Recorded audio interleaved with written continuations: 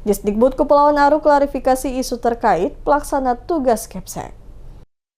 Dinas Pendidikan dan Kebudayaan Kepulauan Aru akhirnya angkat bicara menanggapi isu miring terkait pengangkatan sejumlah pelaksana tugas kepala sekolah yang dianggap menciderai hierarki guru senior. Kepala Dinas Pendidikan dan Kebudayaan Kepulauan Aru Adolf Pokar menegaskan bahwa penunjukan guru pegawai pemerintah dengan perjanjian kerja atau P3K sebagai pemimpin di sekolah merupakan langkah yang dimungkinkan secara regulasi, khususnya untuk mengisi kekosongan jabatan pimpinan. Pokar menjelaskan bahwa aturan tersebut tertuang dalam Peraturan Menteri Pendidikan Dasar dan Menengah Nomor 7 Tahun 2025 tentang penugasan guru sebagai kepala sekolah.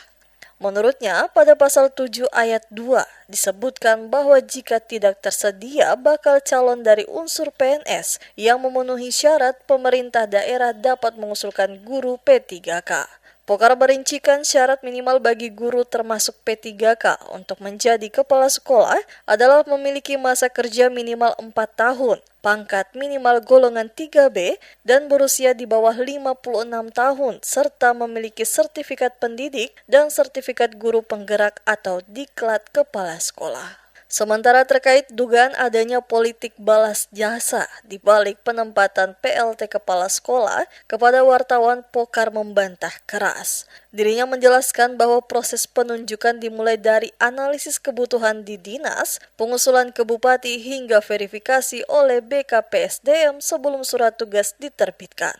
Menanggapi keluhan guru-guru senior yang merasa didiskriminasi karena dipimpin oleh junior, Pokar meminta semua pihak melihat dari kacamata regulasi birokrasi.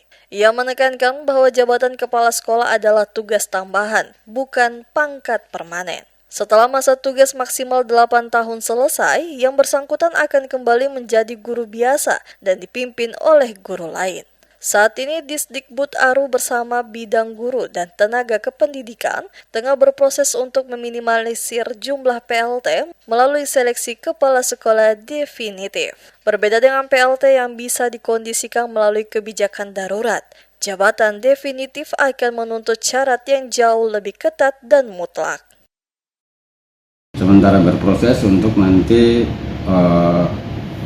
meminimalisir ketemu punya PLT dengan langsung dilakukan seleksi untuk definitif. Jadi kalau dia sudah ikut seleksi masuk definitif, berarti semua persyaratan itu harus terpenuhi.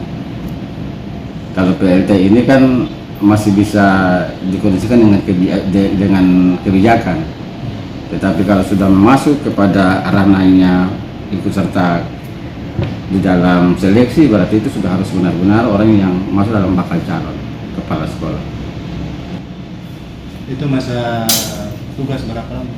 Bakal calon kepala PLT itu kalau di regulasi yang berlaku di keputusan Dirjen BTK itu yang disalur juga lewat dari aturan kepegawaian itu kan 3 bulan. 3 bulan kemudian dapat diperpanjang. Sebelumnya, sejumlah guru senior di Kepulauan Aru mengeluhkan kondisi di mana mereka yang telah lama mengabdi justru dipimpin oleh guru junior atau P3K yang baru diangkat. Mereka berharap Bupati dapat meninjau kembali kebijakan ini dengan mempertimbangkan aspek senioritas dan kepangkatan dalam birokrasi pendidikan.